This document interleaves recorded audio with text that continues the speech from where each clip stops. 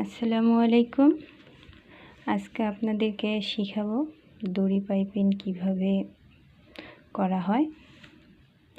অনেক সোজা, আপনাদের দেখালে আপনারা পারবেন। যারা নতুন তাদের একটু সমস্যা হবে, আর যারা পুরাতন তাদের কাছে অনেক ইজি মনে হবে। আপনারা লক্ষ্য করেন আমি কিভাবে তৈরি করতেছি। প্রথমে আমি এইরকম একটা কাপড় নিয়েছি, মানে 1 ইঞ্চির চেয়ে একটু বেশি। তারপর এইভাবে 2 মাথায় একটু বেশি করে কাটবো।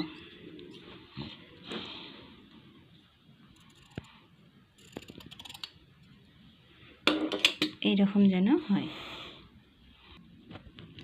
তারপর আমি এইভাবে মাথাটায় সেলাই করে নেব।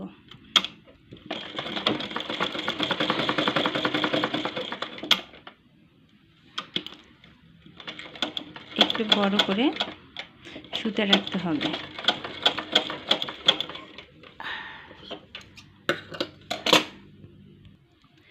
তারপর আমি এইভাবে মাথাটা মুড়িয়ে নেব, নিয়ে এইভাবে মুড়ে নেব যেন সুতাটা ভিতরে থাকে। এইভাবে সুন্দর করে মুড়ে নেব। তারপর আমি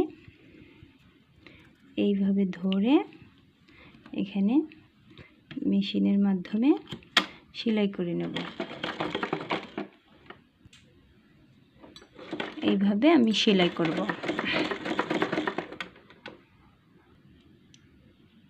তারপর আমি সম্পূর্ণ সেলাইটা শেষ করব।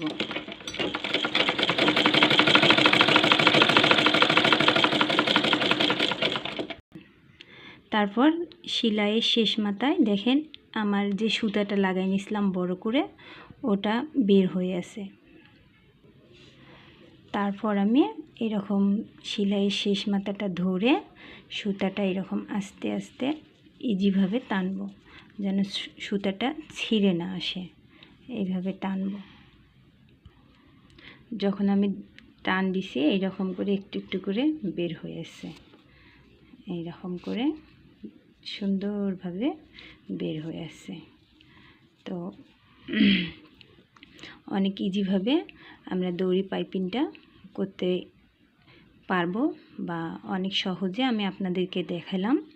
নিশ্চয়ই আপনারা পারবেন ইনশাল্লাহ। তো অনেক ভালো লাগতেছে, আপনাদেরকেও ভালো লাগবে। নিজে থেকে চেষ্টা করে দেখিয়েন, কোনো কাজেই কঠিন না। ভালো থাকবেন। আসসালামু আলাইকুম।